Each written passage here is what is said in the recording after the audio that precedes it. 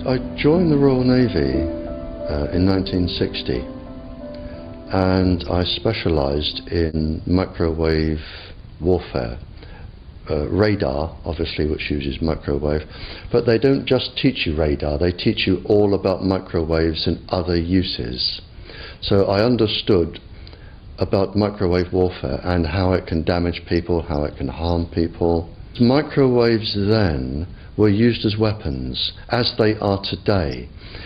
It is a perfect stealth weapon, and when governments don't like a group of people, for instance, the ladies who protest at Greenham Common in England about the American missile base they camped, they were microwaved. We microwaved Catholics in Northern Ireland to make them sick. It goes on all over the world. And it's a weapon that you don't know you're being targeted, because the dose is very, very low, which is actually more dangerous than a high dose. It's very, very low, and it may take a year or two, but you can cause neurological damage and cancers with low-level microwaves, and you can make all your opponents sick. It's a perfect weapon for a government.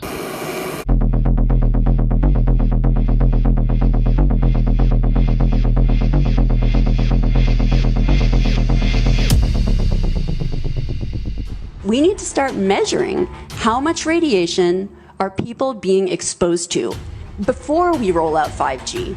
There are 4 kinds of electromagnetic fields that we know are harmful to human health. So radio frequency radiation, magnetic fields, dirty electricity, and electric fields, okay?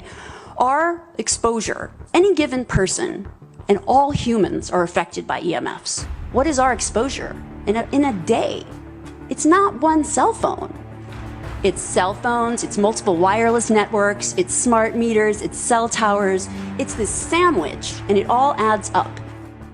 The data we're going to look at are all published science, testing results, or public standards. At the bottom end of the radiation scale of what's called power density, or signal strength, is the minimum level at which cell phones will work, which was found to be 0.2 billionths of a microwatt per centimeter squared.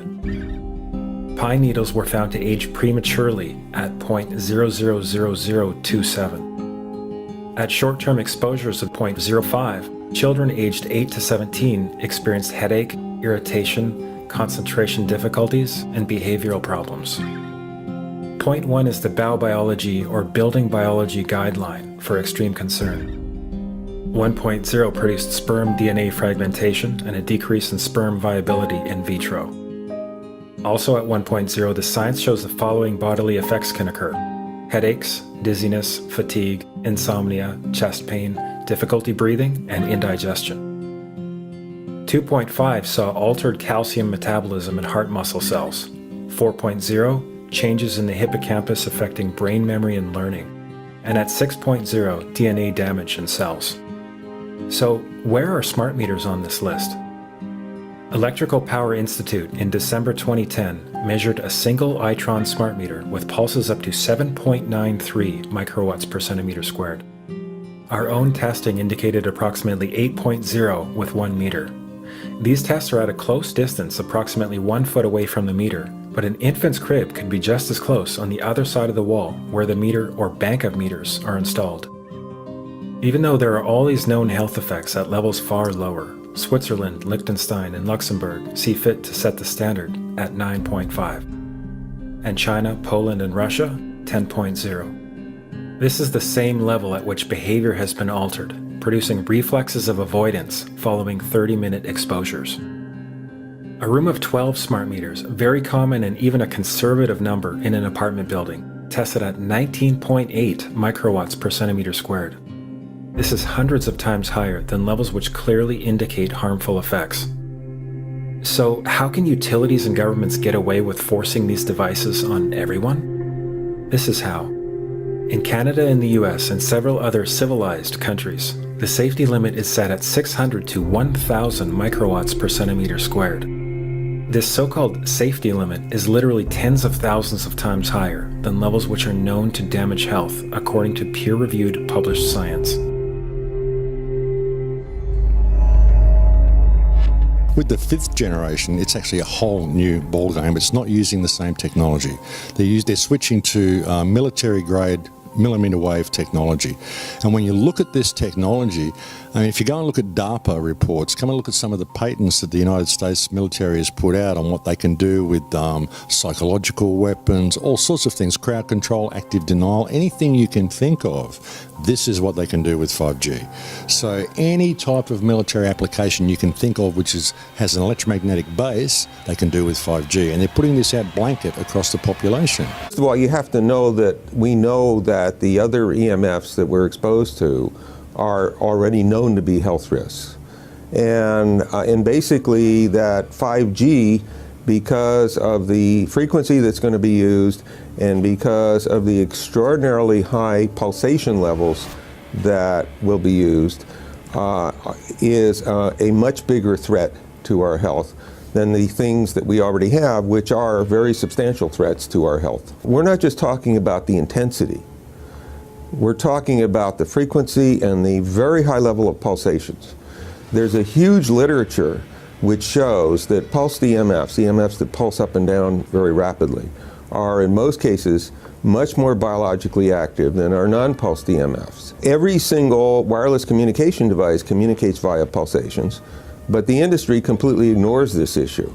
The problem with 5G is that they're planning to put out tens of millions of these antennae all over the place without doing one single biological safety test. Are you implying possibly that we, the consumers, are the guinea pigs since they haven't really done tests to see the effects in a smaller setting?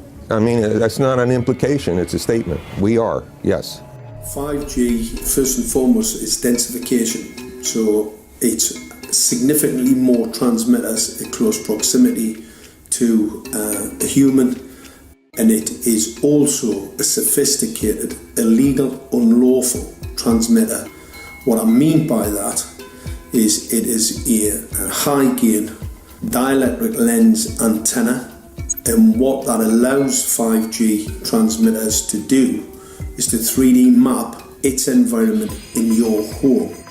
The 868 megahertz frequency is specific for battlefield interrogation systems, so sub-gigahertz. It allows the signal to travel through concrete brickwork with ease, and it can actually data gather. It is a target acquiring system. Phased array is basically radar off the battlefield. It is extremely good at identifying targets and being able to lock onto targets. And not only that, it can specifically target you as an individual. So the connection between chemtrails and 5G? It's all interconnected. The metallized particulates, that would allow the 5G phased array, so basically the radar, it would allow it to be able to identify you, so it can watch you, it can identify you in your own home 24 hours a day, 7 days a week. For the last X amount of years, we've been through chemtrailing, and that is now the cat is out of the box. We've had these nanoparticulates raining down on humanity for years now, impregnating our bodies, by best accounts staying inside our bodies. Those nanoparticulates, what you're saying, are building up a kind of a phosphorescence glow capability so that we can be flagged up in our homes, behind concrete and steel, inside bunkers, in the basement, doesn't matter where you are. The 5G will be able to now triangulate, map and read you, because you as a living being are impregnated with these nanoparticulates, which are acting as a kind of transmission and reception technology. It's exactly, absolutely exactly. Nanotechnology is a term that gets bandied around a fair bit. The promise of longer-lasting bread, super low-salt soy sauce, even Kraft Foods' interest in a smart blob that can be made to taste like anything using nanotechnology have all been part of the highly speculative future of nanofoods. But what about here and now? How many of these foods already have nanoparticles in them? And what do we know about the harm they might cause? Well, the answer to both questions is we don't actually know. The term nanotechnology is used to describe engineered matter that's generally less than 100 nanometers in size. In other words, 1,000th of the thickness of a sheet of newspaper. Nanoparticles already naturally exist, for example, proteins in milk or ash in the air. But building nanoparticles into food or its packaging can change its nutritional value, lifespan or appearance. Titanium dioxide is the most commonly used nanoparticle in food as a whitener in powdered sugar, coconut and yogurt, also in sunscreens. Dr. Ricky Yada is a leading researcher into nanoscience in food technology. He's at Sydney University to brief Australian food industry experts on the rapidly expanding global field. Well, there's a number of benefits that nanotechnology could bring in the food area. For example, the delivery of nutrients at a much more lower level. But right now we don't even have a way to test for nanotechnology in food. And there's inconclusive research on both sides of the debate over their harm and benefit. That's one of the concerns. What is the long-term effect of consuming products that have nanoparticles? You know, because of the size of these nanoparticles, because they're so small and they can penetrate membranes and tissues, there is some concerns of these nanoparticles accumulating in tissues and organs, and will that have a detrimental effect to the consumer who consumes that product?